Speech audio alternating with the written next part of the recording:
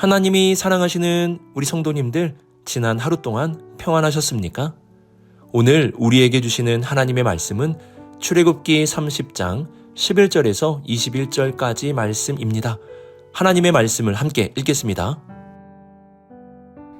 여호와께서 모세에게 말씀하여 이르시되, 내가 이스라엘 자손의 수요를 조사할 때에 조사받은 각 사람은 그들을 계수할 때에 자기의 생명의 속전을 여호와께 드릴지니, 이는 그들을 계수할 때에 그들 중에 질병이 없게 하려 함이라.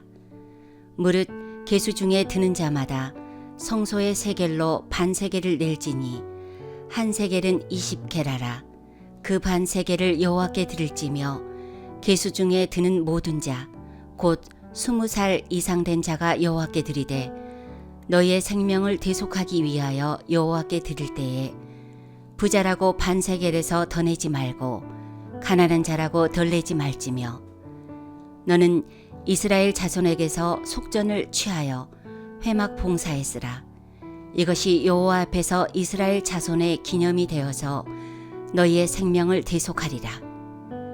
여호와께서 모세에게 말씀하여 이르시되, 너는 물두멍을 노수로 만들고 그 받침도 노수로 만들어 씻게 하되, 그것을 회막과 제단 사이에 두고 그 속에 물을 담으라. 아론과 그의 아들들이 그 두멍에서 수족을 씻되, 그들이 회막에 들어갈 때에 물로 씻어 죽기를 면할 것이요, 제단에 가까이 가서 그 직분을 행하여 여호와 앞에 화제를 살 때에도 그리할지니라. 이와 같이 그들이 그 수족을 씻어 죽기를 명할지니, 이는 그와 그의 자손이 대대로 영원히 지킬 규례니라. 아멘. 기도하겠습니다. 사랑의 하나님 아버지, 오늘도 우리에게 말씀을 주심에 감사드립니다. 우리 안에 듣는 마음 주셔서 주님의 말씀을 하나라도 놓치지 않게 하시고, 그 말씀이 우리의 삶에 꿀송이보다 더 달게 하여 주옵소서. 이 모든 말씀 우리 주 예수 그리스도의 이름으로 기도드립니다. 아멘.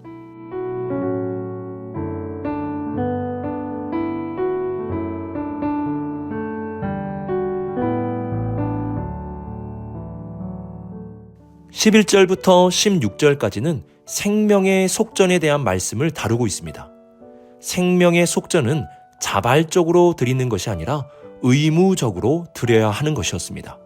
12절 보시면, 이스라엘 자손의 수요를 조사할 때 조사받은 각 사람은 그들을 계수할 때 자기의 생명의 속전을 여호와께 드릴지니 라고 말씀합니다.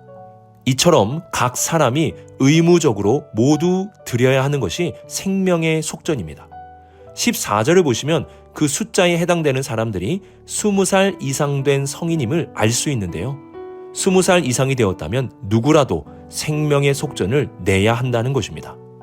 13절을 보시면 생명의 속전의 금액을 반세겔이라고 말씀하는데요.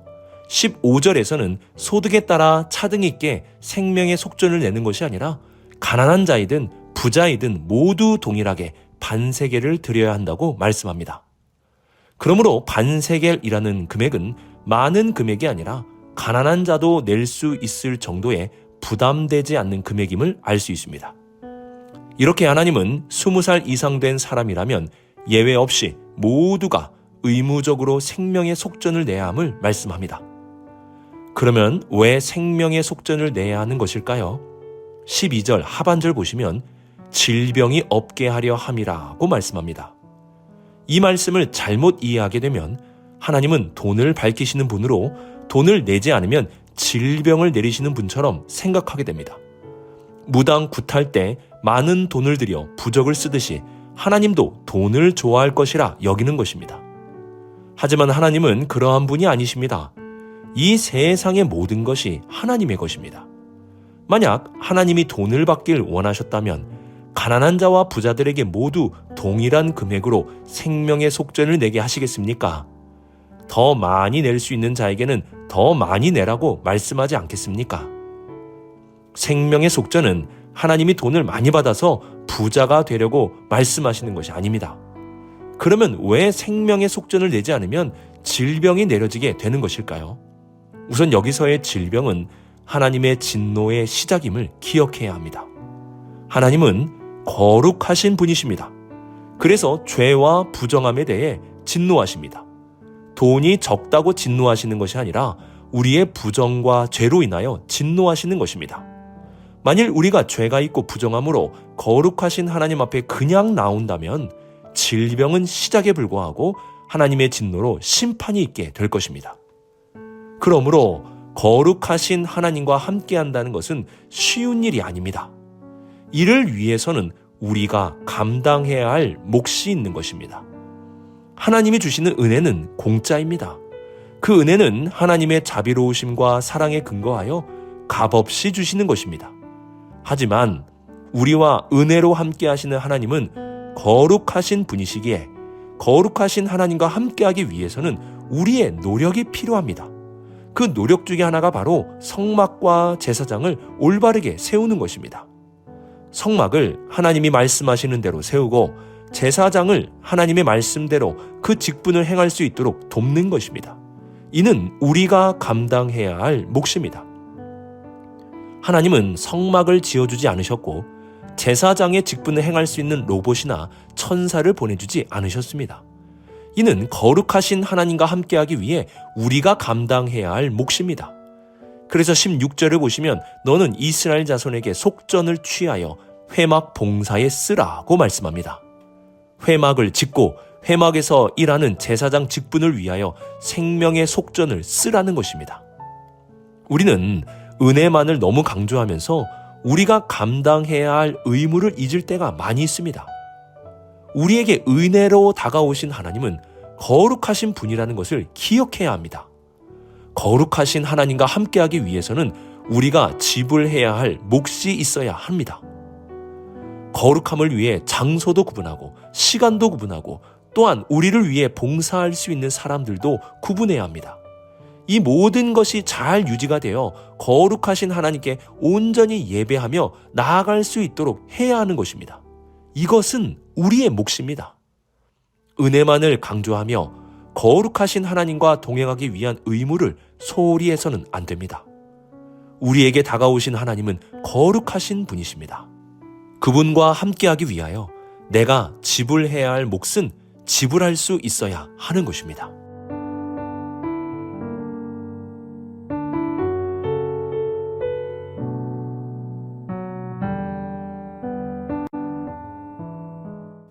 (18절을) 보시면 하나님은 물두멍을 만들라고 말씀하십니다. 그 물두멍은 회막과 제단 사이에 위치하여 제단에서 제사를 드리고 회막으로 들어갈 때 손과 발을 씻고 들어가도록 만든 성물입니다. 그러면 왜 손과 발을 씻고 들어가라고 말씀하시는 것일까요? 위생 문제 때문일까요? 그렇지 않습니다. 20절을 보시면 씻지 않으면 죽을 수도 있다는 것을 말씀하시고 21절에서도 한 번 더 죽을 수 있다고 말씀하시며 그 죽음을 강조하십니다. 즉 씻지 않고 들어가면 죽는다는 것입니다. 왜 그렇습니까? 앞서서 말씀드린 바와 같이 하나님은 거룩하신 분이십니다. 그래서 그분 앞에 들어갈 때는 씻어야 합니다. 여기서 씻는다는 것은 단순하게 손과 발을 씻는 것이 아닙니다. 예수님은 손 씻는 문제로 바리새인들과 논쟁이 있을 때 이러한 말씀을 해주셨는데요. 입에서 나오는 것들은 마음에서 나오나니 이것이야말로 사람을 더럽게 하느니라. 손과 발을 씻는다는 것은 손을 씻고 발을 깨끗이 씻어야 한다는 뜻이 아니라 그 행위를 통해 마음을 씻으라는 것입니다. 마음에서 나오는 악한 생각, 살인, 미움, 간음, 음란, 욕심 등과 같은 것을 씻는 것입니다. 이러한 죄악된 마음을 가지고 하나님 앞에 나와서는 안 되는 것입니다. 하나님 앞에 죄를 가지고 나아간다는 것은 곧 죽게 될 수도 있다는 것입니다. 그래서 제사장은 하나님께 가까이 나아갈 때마다 손과 발을 씻으며 그 마음에 있는 죄를 씻어내야 했던 것입니다. 우리는 어떠합니까? 하나님께 나아갈 때 어떠한 마음으로 나아갑니까? 내 마음에 있는 죄된 것들을 그대로 가지고 아무렇지도 않게 하면서 나아가고 있지는 않습니까? 하나님은 우리의 중심을 보시는 분이십니다. 입술로는 하나님 앞에 공경한다라고 무한히 고백을 하여도 마음으로는 그 공경함이 없다면 하나님은 그 입술의 고백을 받지 않으십니다. 손을 씻으며 우리의 마음을 씻어야 하는 것입니다. 그러면 우리 마음에 있는 이 죄악들을 어떻게 씻어낼 수 있습니까? 먼저는 회개입니다. 하나님 앞에 회개하는 마음으로 나아갈 때 하나님이 그 죄악을 씻어주시는 것입니다. 회개는 우리의 마음을 씻는 물과 같습니다. 이와 함께 용서도 있어야 합니다. 오늘 집을 나서기 전이라는 찬양을 보면 나의 앞길 막는 친구 용서했나요? 라는 가사가 있습니다. 하나님 앞에 기도하기 전에 우리는 마음의 미움을 버리고 용서함을 가지고 나아갈 수 있어야 합니다. 용서는 내 안에 있는 미움을 씻는 물입니다. 마지막으로 하나님의 뜻을 정직하게 행해야 합니다. 시편 24편 4절을 보시면 거룩한 곳에 설 수 있는 자에 대해 이렇게 말씀합니다. 곧 손이 깨끗하며 마음이 청결하며 뜻을 허탄한 데 두지 아니하며 거짓 맹세하지 아니하는 자로다. 손이 깨끗함과 마음의 청결 그리고 뜻을 허탄한 데 두지 아니함을 함께 나열하고 있습니다. 우리의 뜻이 욕심과 정욕으로 가득하다면 우리는 죄악과 더러운 삶을 살게 될 것입니다. 하지만 주님의 뜻대로 우리가 정직하게 행한다면 우리는 더러움을 씻고 거룩하신 주님께 나아갈 수 있게 될 것입니다. 이렇게 회개와 용서 그리고 하나님의 뜻을 정직하게 행할 때 우리의 마음이 깨끗해지는 것입니다. 죄악된 더러운 마음을 그대로 두고 하나님께 나아가지 마시고 회개와 용서함을 가지고 하나님의 뜻을 정직하게 행하며 하나님께 나아갈 수 있는 우리 모든 성도님들이 되시길 주님의 이름으로 축복합니다.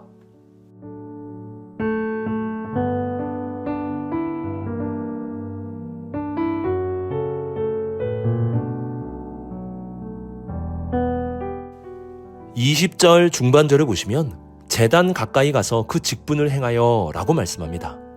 제사장의 직분을 행하기 위해서 가장 중요한 것은 바로 씻음입니다. 제사장의 직분을 행하기 위해서는 정결함이 있어야 한다는 것입니다.